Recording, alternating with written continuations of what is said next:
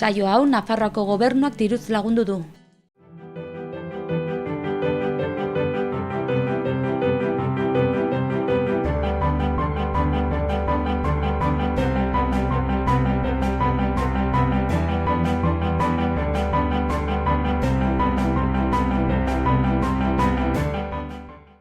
Gaurkoan Olatz Lakarta ezagutzeko aukera izan dugu. Gizarte langintza ikasten du eta 2011. urtetik Saharara joaten da.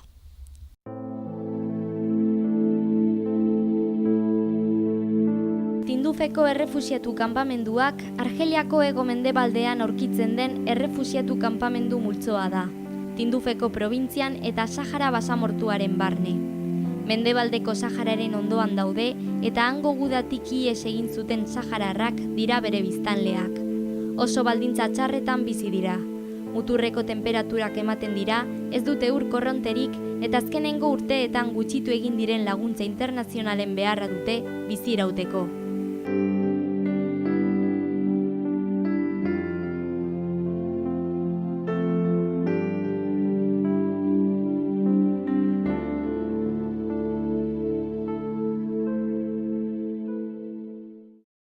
Arratsaldeon, Olatz. Eso. Moduz? Ongi eta zu? Ondo, eskerrik asko. Beno, konta iguzu pizka bat zuri buruz. Ni Olatz Lakarta naiz, Berriozarkoa, 21 urte betetzear nago, eta hori, Berriozarren ikasi ditut derrigorrezko ikasketak, gero Iturraman batxilergoa, eta orain Nafarroako unibertsitatean nago, unibertsitate publikoan gizarte lan egiten. Eta gainera horrekin zer ikusia duen bidaiak egin dituzu, ezta?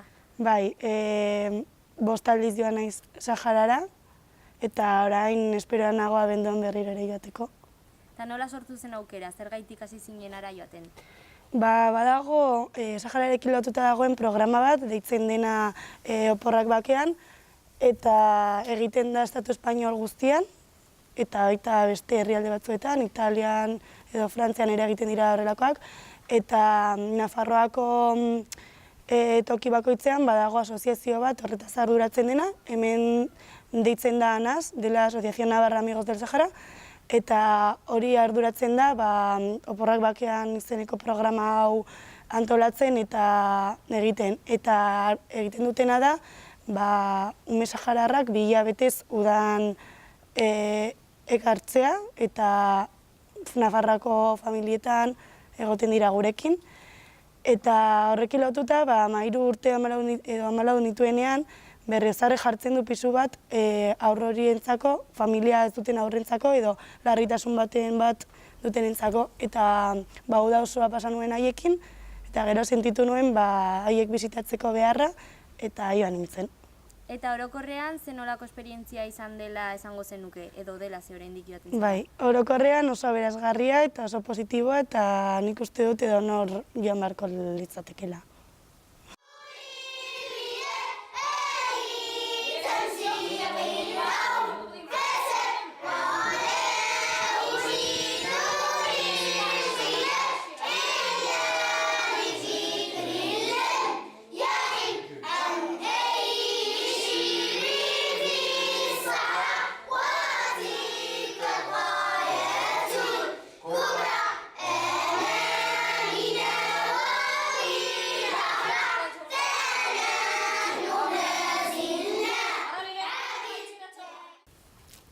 Urte daramazu orduan, ara joaten, Bai. eta Saharako ze partera? Nik uste dut lehendabiziko ezinbestekoa dela jakitea nola dagoen pixka batan egoera eta nola iritsi diren errefuxiatuak izatera. Eta horregatik azaldu beharra dago Sahara orain badagoela nolabait 3 zatitan banatua. Alde batetik mendebaldeko Sahara, da lurraldea dena eta Marokoren eta Espainiar estatuaren erroagatik utzi behar izan zutena, eta joan ziren desertuan barna, eta orain iritsi ziren Argeliak utzitako nolabaiteko leku batera, dela Hamada, dena desertua, eta hortxe kokatzen dira errefuxiatuen kanpalekoak. Dela Argeliako zati bat, Tindufen. Eta gero badago beste zati bat, da Saharaguek askatu zutena, ditzen da zona liberada, Eta beraz hori da pizko bat Sahararen kokalekua, baino gu hemendik joten garen lekura badirak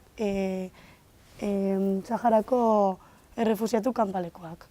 Eta horren barruan badaude nolabaiteko 5 herrialde bezala, deitzen direna wilaiak. Eta ni joaten naiz Auxerre deitzen den batera. Eta hori. Eta beti 6 urte hauetan jantzara leku berberara. Bai, badut familia bat, joan nintzenean, esan dudan bezala, joan nintzen ezagutu nituen hemen Berriozarko pisuan hor batzuk, eta joan nintzen haiek bisitatzera, eta orduan asoziazioak jarri zidan familia bat, eta familia hori zen, emakumea zen eskola larritasunen bat duten aurren eskolako zuzendaria. Orduan jarri zidaten familia hori, eta ja nire familia da, eta darama 6 urte haiekin, eta bai. Eta zenbat denbora joaten zarenean, zenbat denborarako izaten da? Ba, esan dudan bezala, direnez errefusiatu kanpalekoak ezin zara joan nahi duzun momentutan. Beraz, bidai horiek prestatzen ditu asoziazioak eta jartzen ditu berak jartzen ditu datak, eta normalen izaten dira aste bat, 10 egun. Egiten baduzu nolabaiteko programa bat zuk, edo proiektu bat, egin dezakezu, baina hori da beste gauza bat, eta egin dezakezu, baina oso zaila da. Guk egiten ditugun bidaiak dira oso mugatuak eta daude prestatuak abendurako edo batzuetan aste santurako, eta beti dira 8-10 egun inguruan. Eta nolakoak dira prestakuntzak? Ze ez dira bidai normalak, hegazkin bereziak dira, ez militarak? Bai, normalean joan zaitezke zuzenean tindufera, horiek izaten direna hegazkin espezialak justo horra joateko, eta doan jende guztia doa horra, edo beste batzuetan gerta daiteke egitea Argelian eskala eta gero horra. Eta hori izaten dira hegazkin normalak, baino iritsi zaitezke hurrengo egunean edo 30 ordu pasata. Eta Prestakuntzak, bai, prestakuntzak diozu papel. bai, ez dakit bisaturen bat behar duzu Bai, edo... bai. Hori, ez dakit oso ongi, ze moldatzen du dena asoziazioak, zu bakarrik ematen duzu zure pasaportea eta datuak eta hori, eta egiten dute denan, ez dago inolako arazorik horretarako, baina bai, egiten dute bisatu bat, kolektiboa, horregatik joan barzara dena taldean, eta ezin zara joan nahi duzunean zuk bakarrik. Zenbat pertsoneko taldeak? Ba, normalean, esan duan bezala, badaude izan daitezke 2 hegazkin mota, orduan egiten bidaia baldin bada espreski horra joateko, behar dituzu 150 pertsona edo ez dakizen bat, hegazkina betetzeko modukoa. Orduan batzuetan elkartzen gara Nafarrokoak bidaian Bilbokoekin edo horrelakoetan. Eta gero egiten denean Argeliara eskala, batzuetan elkartu gaitezke ere hegazkin bat betetzeko beste edoze lekutakoekin, Andaluzia edo Extremadura horrelakoekin ere. Eta janari bilketa edo horrelako zerbait ere egiten duzue, ara aurretik? Ba, esan dudan bezala, bidai hauetan batez ere egiten dena da, familia bakoitza doa bere aurra bisitatzera eta doa bere familia ikustera. Orduan, bakoitzak eraman dezake pisu konkretu bat, ezak diren 30 kilo edo horrelako zerbait, joaten den pertsona bakoitza, orduan, zuk lortu behar duzu janaria edo behar den guztia zure familiara eramateko. Eta gero, alizan ez gero, eraman dezakezu ere medikuntzarako edo zer, beharrezkoa den edo zer, edo horrelako edo eskoletarako, egiten duzu bilketa jendeari eskatuz edo herrian mugituz pixko bat, eta gero egiten dira aparte, prestatzen dira urtean zehar, karabana modukoak eta biltzen da janaria eta gero eramaten da. Eta ara joaterakoan, orduan gelditzen zer, lo egiteko eta guzti hori familiekin? Bai. Haien etxeetan? Bai. Dena haien etxeetan. Bakarrik arduratzen zarazu bidaiaz, ordaintzen duzu zure bidaia eta geroan dena ematen dizu dena familiak. Baina ere, uste dut argitzi behar dela, jendeak ez pentsatzeko familia ez baduzu ezin zarela joan. Ni joan nintzen lehenengo aldia, esan dudan bezala, ez neukan familiarik, zeren ez neukan aurriken iretxean, baina asoziazioa jartzen dizu familia bat, eta arazori gabe joaten zara horra, eta jazta.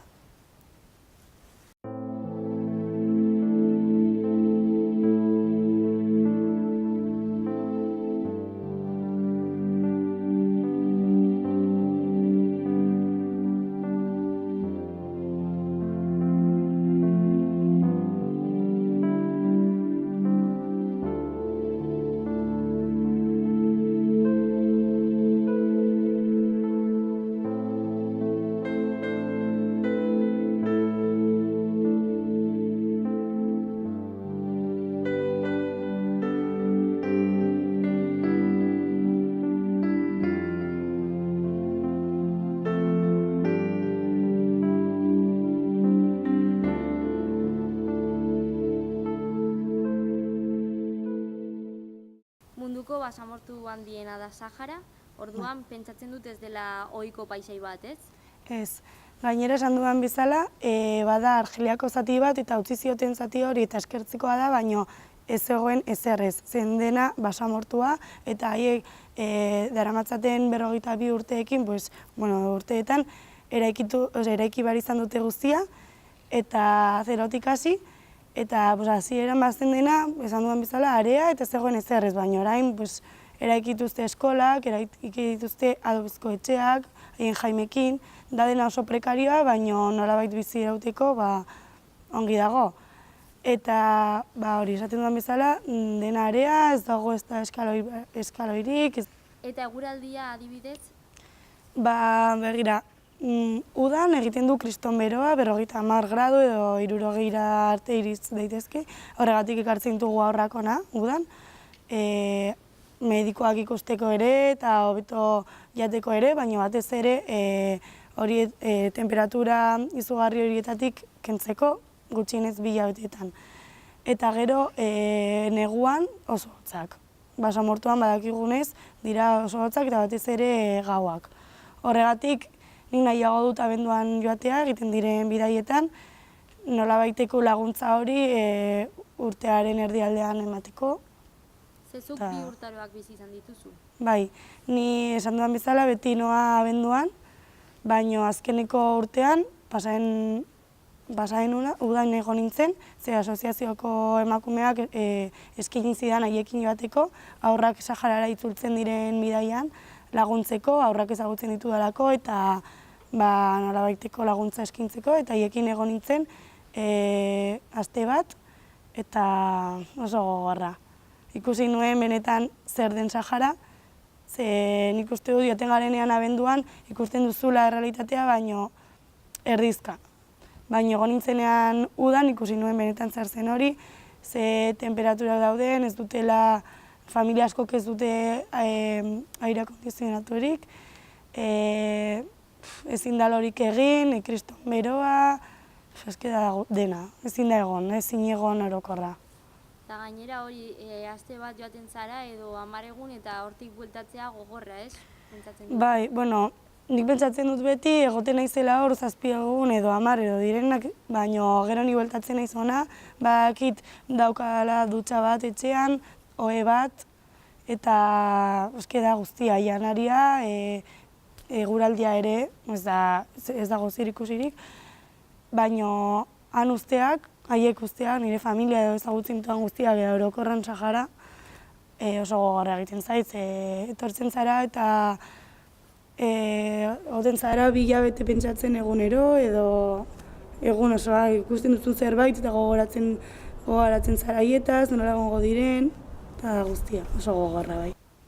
Eta kulturalki nolakoa da hango kanpamenduak, edo herriak edo? Bai, haien nagusitasuna nolabait esateko bada tea egiten dute beti, eta batez ere hemengo norbait joaten bada sartzen zaren etxe bakoitzean egin behar duzu tea eta gainera dira 3, eta edo luzatzen bada gehiago eta gutxienez egon behar zara hor, ordu bat edo 2, ez da hemen bezala egoten zara etxe batetan bizitan 5 minutu edo 10 eta bazoaz, ezinezkoa da hori. Eta gero ere egiten dute jena, emakumeetan, joaten garen bakoitzean egiten digute eskuetan, hanketan. Gero ere askotan joaten garenean hiltzen dute Bai, hauntza. Hiltzen dute hauntza, eskertzeko modukoa delako, eta hori da nabarmentalkoa. Herrito bezalako bat. Bai. Eta janaria? Janaria haiek bizi dira batez ere hemendik bidaltzen denaz, hemengo laguntzaz. Orduan oso gauza sinpleak dira, beti izango da edo lentejak, edo erroza, edo pasta, dena pasta eta horrelakoak. Hori da, ez dago arazorik horretarako. Baina gero, esan duan bezala eskertzeko jartzen dute edo hauntza edo gamelua, baina hori da oso oso espeziala. Hori ez dute haiek jaten edo zein egunetan. Eta gamelua jatea nolakoa da? Bueno, ez dago gaizki, baina, bueno, ez da ere, ez dakit. Beste esperientzia bat. Hori, bai. Nolako gizartea da? Jende asko bizi da? Bai, orain badaude, uste dela 250.000 pertsona inguru, eta elkartu dira 3 edo 4 generazio, eta bai, hori. Eta, bueno, ezberdintasun handiak daude ikusten den bezala Nafarroarekin konparatuz. Paisaia diozu eta hori. Orokorrean gizartea Bai. guztia. Eta ohitzea ze nolako prozesua da? Ez du zer ikusirik, bueno, dakizuenez hau horrekin, baino egia da, esan dudan bezala, Oporrak Bakean programarekin, etortzen dira ona aurrak, eta egoten dira familiekin 2 hilabetez, eta orduan hartzen dituzten nolabait ere gure ohiturak eta ulertzen dute nola dagoen hemen gauza, eta orduan ez da hain desberdin horrela esateko. Osea, guretzat bai, joten garenean horra impactatzen gaitu, baina haiek ulertzen dute asko gure bizimodua eta horrela, eta ez da hain impactantea edo hain desberdina. Zuk ara joan zaren bakoitzean, ezberdina da zuk zekizuna gero han topatzen duzunarekin konparatuz, edo komunikabideetan agertzen dena eta zuk ikusi duzuna ezberdintasunak aldaude? Ezken jo nintzenean, banituen 15 urte, eta orduan ere ez nekien asko hango bizitzaz, ez da ez orduan interesatzen zitzaian, baina bakarrik egin dezaken bakarra zen interneten bilatzea, eta orduan egiten duzu nolabaiteko ideia bat, baina gero jaten zarenean ez duzu horrela imaginatzen eta impactatzen zaitu, orduan nik uste dut ulertzeko joan bar zarela. Eta zuk zure begiekin ikusi. Nik kontatu dizazuk eta orain, baina gero ez dauka zer ikusirik, batez era sentitzen duzuna. Orduan, eta gero esan duzuna komunikabideetan ez da ezer agertzen, ez da ia zer ez agertzen, duela 2 urte edo 3 egon ziren kriston uholdeak, eta geratu zen guilaia asko etxerik gabe, familia asko ezer gabe, ez zeukaten gauza gutxiak, adibidez janaria eta arropa dena guzti zitzaien, eta bar izan zuten nolabait berriro ere moldatzen, bere etxea berriro egiten, oraindik daudean etxeak apurtuta, eta adibidez nik nire etxean daukadan neska, orain bizi da bere familia osoa bizi da bere amonarekin, ze bere etxea dago deseginda, ez dauka etxerik. Eta hori komunikabideetan ez da ia ezer ez agertzen, eta hori, joan bar gara horra ikusteko dagoena.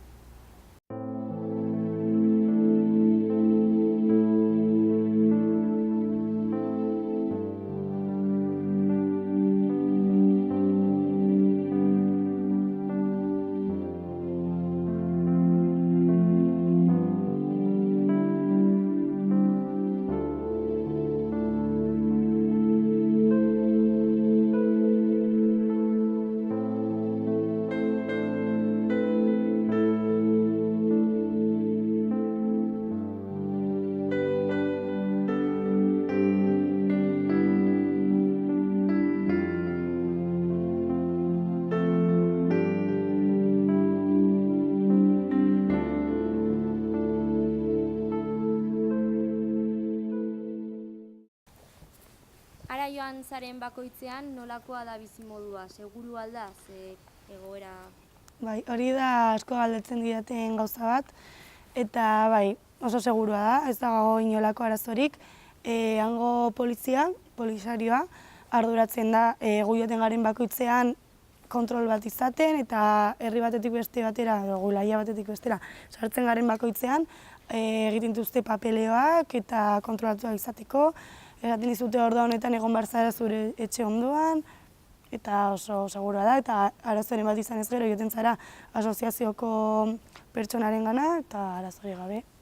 Zezuk joan zaren bakoitzean izan da zu bakarrik edo zure familiarekin, lagunekin? Urte bakoitzean izan da pixkat desberdina, baina ni hasi nintzen joaten nire osabaize bat lehengusinarekin, eta etorri zen lehengusinaren lagun bat, gero beste behin joan ginen gu bakarrik, beste lagun bat etorri zen, orduan da pixko bat nahi duena etor daiteke, eta gainera hiek daude esperoan hemengo familia guztia hango familia ikustera joateko, eta berdin dio norean. Eta zer da gehien harritu zizuna?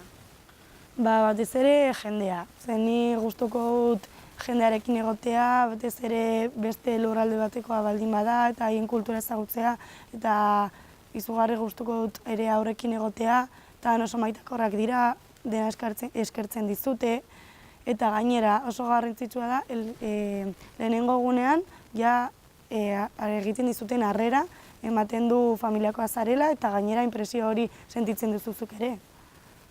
Eta euskera ere entzuten da handik, ez? Bueno, bai, batzuetan bai, ze adibidez, etortzen diren aurrak, udan etortzen diren aurrak, familia bakoitzak egiten du ikusten duena, eta batzuek hitz egiten diote bakarrik euskaraz, beste batzuek gazteleraz, edo beste batzuek gallegoz, eta gainera, joaten garenean oso interesgarria da, ze familia guztietan badago bat egon den Andaluzian, eta badauka azento hori, edo gallegoa, edo ere euskara, bai. Ze beraiekin, ara joaten zarenean, ze egiten duzue? Nola laguntzen diezue edo nola pasatzen duzue hori denbora? Bai. Joaten garenean, joaten gara batez ere gure familiarekin egoteko eta ikusteko, gure aurra ikusteko edo bere familia oso ikusteko. Beraz, garrantzitsuena da haiekin egotea eta haiek sentitzea haietaz gogoratzen zarela, hori da eskatzen duten guztia. Etortzen garenean ona, haietaz hitz egitea eta ez aztea hor desertu batetan aztea eta jazta, ez. Gauza haiekin egotea garrantzitsuena. Beraz, nik uste dut ez dela voluntariotza bidai bat. Baizik eta haiekin egotea, nahiz eta ez errez egin egun osoan. Pasako duzua ongi eta egongo zara oso gustora, baina egia da asoziazioak, adibidez hemengoak, prestatzen dituela bidaian joten garen familientzako nolabaiteko ekintza batzuk, adibidez behin margotu genuen eskola bat, edo joan ginen museo bat ikusteko nola antolatzen dutenan haien artea eta horrelakoak. Anekdotatxoren bat, alduzu? Anekdota, bai, asko, baina niri gehien inpaktatzen hauena da, eta oso gogorra egiten zaidana, medikuntzaren kontua da, ze adibidez behin esan ziguten familiako lehengusu bat, 2 urterekin hil zela, eta hori normala da, bai, gerta daiteke, baina zen kakalarria zuelako eta ezin zuen medikuntzarik hartu edo ezakit nola gertatu zen, baina hil zen. Eta hori oso gogorra da. Edo badago ere, badaude gaixotasun larriak, adibidez gure etxe ondoan badago emakume bat dituela 30 urte, eta badago egun osoa lurrean botata, ezin du ez da hitz egin, ezin da mugitu, eta badirudi dituela 10 urte, badituelako badena ezurra. Bakarrik edaten du esnea, eta bere ama pasatzen da egun osoa bere gainetik euliak kentzen, eta horiek ikustea oso gogorra da, eta ematen dizu kriston amorrua. Eta, bueno, ara joatea orduan zu gomendatuko zenuke jendeari, ez? Bai, nik uste dut nolabaiteko konpromesua dugula, guk ez, baina Estatu Espainiarrak eta kasu honetan ere Marokok hor utzi zituen aztuta, orduan ikuste dut gure laguntza eskaini behar diegula eta horretarako dagoen hoberena horra joan, ikustea, haiekin egon, nik uste dut hori dela hoberena. Eta zer zuk lehen aipatu didazu grabatzen ari ezen, bizitza aldatu dizula hau? Bai, ni joan nintzen, bakoitzak badauka bere kasua ez, baina ni joan nintzen 15 urterekin, lehenengo aldiz, eta oraindik oso txikia nintzen, baina ja ikusi nuen zer gertatzen zenan, zein zen errealitatea, eta ja pasa dira 6 urte, eta azken finean hori dago nire eguneroko bizitzan, eta joan nintzen momentutik aldatu du bizitza, eta nolabait esateko nik hemen badut nire bizitza horren inguruan ere. Nik ezin dut ezer egin haietan pentsatu gabe. Eta orduan, ara joan nahi duen jendeari zer egin behar du, ara joateko? Joan behar da asoziazioarekin kontaktuan jarri behar da, eta beraiek egiten dute guztia. Ez badute aurrik etxean jarriko diote familia bat, eta jazta. Edo proiekturen batekin ere alda, ez? Bai, egin daiteke proiekturen bat, baina oso zaila da. Nik hori ez dakit nola egiten den, badaukat pentsatuta egitea zerbait, nolabait laguntzeko, beste modu batez, baina hori ez dakit. Asoziazio hau bakarrik moldatzen, bakarrik arduratzen da bidai horiek egitez eta jazta. Eta zer gomendatuko zenieke ara joatea erabakitzen duen jendeari? Bueno, nik uste dut joaten den jende guztia dela pizko bat badakiela nola joaten den, ez? Dela pizko bat del mismo pelo. Baina nik gomendatuko nieke pizko bat jakitea zer gertatzen denan, egoera, joan aurretik pizko bat informatzea, eta gero hori lurrean lo egin behar baldin badute egitea, eta baldin badira dutxatu behar ez dutxatzea, eta pizko bat hori da, ez dago gehiagorik. Moldatzea? Bai, moldatzea, azken finean hori. Eta ara joan gabe hemendik egin aldezakegu zerbait, han laguntzeko? Bai, izan duen bezala, programarik edo proiekturik potenteena, Sahararen inguruan, bada aurrena, oporrak bakean, eta nik uste dut oso gomendagarria da, eta oso garrantzitsua da aur horiek ekartzea ona, ze ekartzen ditugunetik asko hobetu dute, haien egoera eta haien osasuna asko hobetu da, eta nik uste dut hori garrantzitsuena dela. Baina ulertzen dut ere, agian guztiek ez dutela hartzeko aukerarik, egin dezaketena da beste modu batez lagundu, janaria emanez edo horrelakoak. Eta orduan zu gomendatuko zenuke jendeari ara joatea edo gutxienez horrela laguntzea. Zu gainera, zure esperientzia propiotik hitz egin dezakezu, ara joan zara eta ere norbait ekartzen duzu, ezta? Bai, ni joan nintzenean ezagutu nuen, gaur egon nire etxean daukadan neska, ezagutu nuen 6 urte zituen, eta esan nuen hau hartu nahi dut, eta azkenean nire amari eman nion pizka bat matraka, eta egin naizenez helduagoa, eta egon behar naizenez ni egun osoa berarekin, azkenean hartu genuen, eta orain dago gurekin, eta deitzen da Lala, eta hau. Kaixo, nolako esperientzia da berarekin bizitzea hemen?